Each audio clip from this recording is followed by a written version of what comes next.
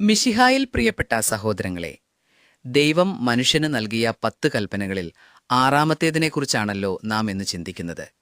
വ്യഭിചാരം ചെയ്യരുത് എന്ന ലളിതമായ വാചകത്തിലൂടെ ദൈവം നമുക്ക് നൽകുന്നത് ശരീരത്തിന്റെ വിശുദ്ധിയെയും ദാമ്പത്യത്തിന്റെ പാവനതയെയും കുറിച്ചുള്ള വലിയൊരു സന്ദേശമാണ്.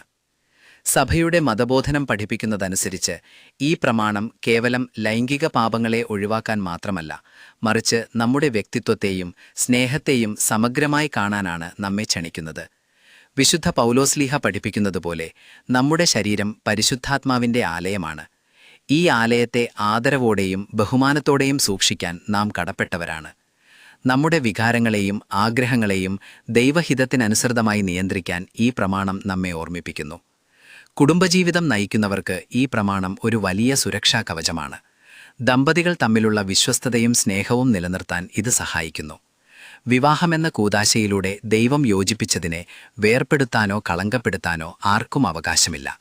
പരസ്പരമുള്ള വിശ്വസ്തതയിലൂടെ ദൈവസ്നേഹത്തിന്റെ പ്രതിഫലനമാകാനാണ് ഓരോ കുടുംബവും വിളിക്കപ്പെട്ടിരിക്കുന്നത്. യേശു പർവ്വതപ്രസംഗത്തിൽ ഈ പ്രമാണത്തിന് പുതിയൊരർത്ഥം കൂടി നൽകി.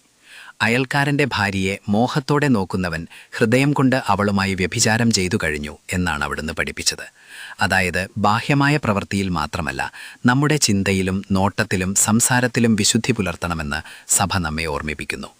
പ്രിയപ്പെട്ടവരെ, ഇന്നത്തെ കാലഘട്ടത്തിൽ മാധ്യമങ്ങളിലൂടെയും തെറ്റായ സൗഹൃദങ്ങളിലൂടെയും ഈ പ്രമാണത്തിന് വിരുദ്ധമായ നിരവധി പ്രലോഭനങ്ങൾ നമുക്ക് ചുറ്റുമുണ്ട്.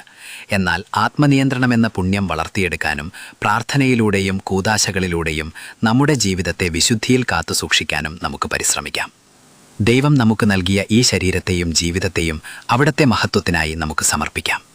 എല്ലാവർക്കും നന്ദി. ദൈവനാമം മഹത്വപ്പെടട്ടെ.